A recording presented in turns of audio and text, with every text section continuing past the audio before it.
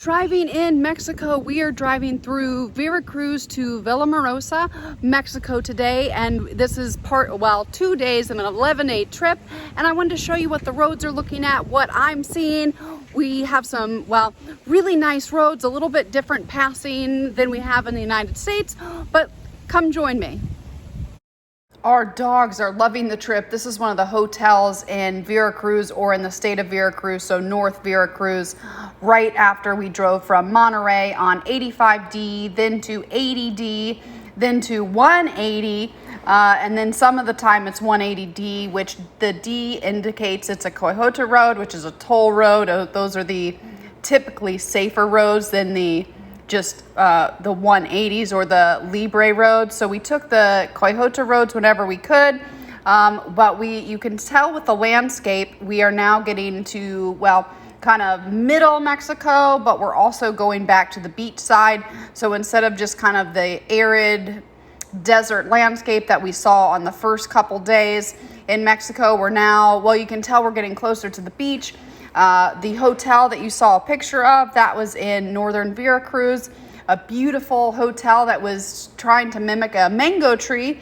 Dogs loved it. They could tell it was getting more humid.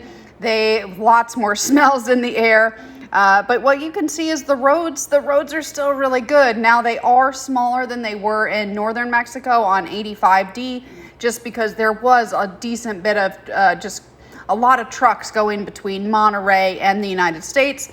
So now we're seeing less movement, but it's still, you're never alone on these roads. There's always someone, and there's 3 different types of patrols, which are really nice. We would see those every hour or two, and then we'd see all 3. So we'd see someone usually within 20 to 30 minutes, which was nice. And this is just going through a lot of the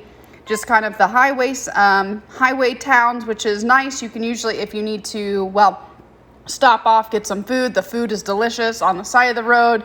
You even have stalls on the side of the road, which you can get some delicious tacos, snacks, tons of salty snacks, water. If you do need to go to a bank, you are going to have to go into one of the towns, because ATMs, they are not at gas stations like they are in Honduras. That was kind of a little bit news to us. We live in Honduras, so we were thinking ATMs were going to be plentiful, but what we noticed in Mexico and Guatemala is you physically had to go to a bank, and you better have your ATM card. But otherwise, that was great. We just had to do a couple detours, but the roads were really great. You can see, these are really nice roads. I wish the roads in the United States look like this. I know they certainly don't in Denver. But the drive was really beautiful. It was long. It took forever. But I was also amazed at how nice all the bridges were. The bridges were really, really nice. And you can also see, we just passed a sign where it had a telephone. On all the roads in Mexico, there were little stopovers for phones or Wi-Fi. This is how you pass in Mexico, which was a nice change from the kind of road rage I see a lot.